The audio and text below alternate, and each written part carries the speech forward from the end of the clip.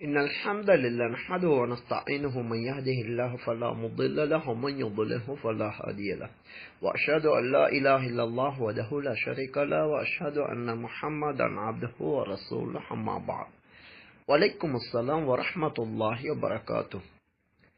சஹாபாக்களில் முந்தியவர்கள் பிந்தியவர்கள் என வித்தியாசங்கள் உள்ளனவா என்று அடுத்து ஒரு கேள்வி தொடுக்கப்பட்டுள்ளது. இஸ்லாம் என்ற அல்லாஹ்வினால் தரப்பட்ட இந்த சுவனம் செல்லுவதற்கான நேர்வழி, ஒவ்வொருவரும் இதிலே எந்த அளவு தூய்மையுடன் எந்த அளவு அர்ப்பணிப்புடன் செயல்படுகின்றார்களோ அதற்கு தக்க மதிப்பு அல்லாஹ்விடம் இருக்கின்றது. அந்த வகையில் நபியின் காலத்திலே இஸ்லாத்தை ஏற்றவர்கள், அதாவது சஹாபாக்கள்,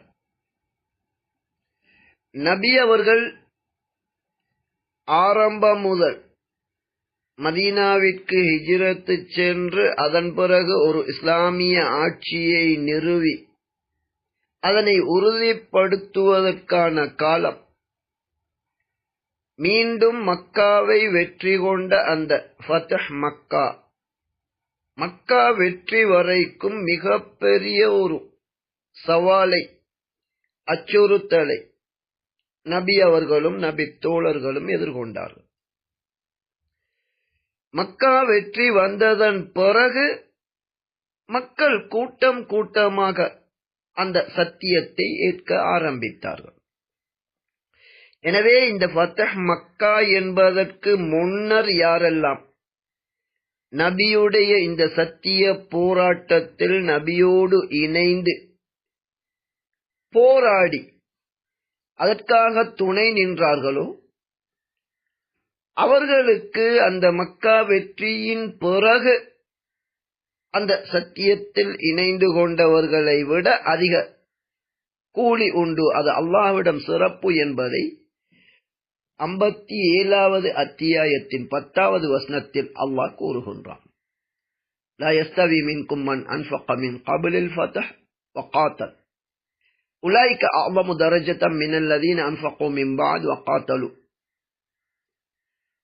அதாவது இந்த ஃபத்ஹ் வெற்றிக்கு முன்னர் செலவு செய்து, அது நேரமாக இருக்கலாம், பொருளாக இருக்கலாம், இந்த சத்தியத்தை உறுதிப்படுத்துவதற்கு போராடினார்களோ அவர்கள் அந்த மக்கா வெற்றியின் பிறகு செலவு செய்து போராடியவர்களை விட கூலியால் உயர்ந்தவர்கள் என்று கூறிவிட்டு, இந்த இரு சாராருக்குமே அல்லாஹ்விடம் நற்கூலிகள் இருக்கின்றன, அல்லாஹ் நீங்கள் செய்யக்கூடியவற்றை நன்கறிந்தவனாக இருக்கின்றான் என கூறுகின்றான்.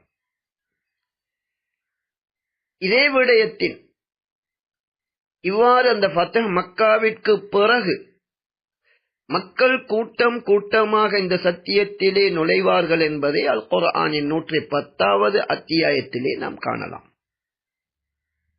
இது மட்டுமல்ல, இந்த ஃபத்ஹ் மக்காவிற்கு, அதாவது மக்கா வெற்றிக்கு முன்னதாக நபியோடு இணைந்து அதிக சிரமமான அந்த காலகட்டத்தில் நபிக்கு துணையாக இருந்தவர்களுடைய சிறப்பு என்பது, அதிலும் யாரெல்லாம் முதல் யுத்தமாகிய ஒரு இஸ்லாமிய ஆட்சியை நிறுவி முதலிலே நடந்த அந்த பத்ர் யுத்தம் என்பது, அதில் கலந்து கொண்டவர்களுக்கு அல்லாஹ்வும் தூதரும் தனியான ஒரு அந்தஸ்தை கொடுத்திருக்கின்றார்.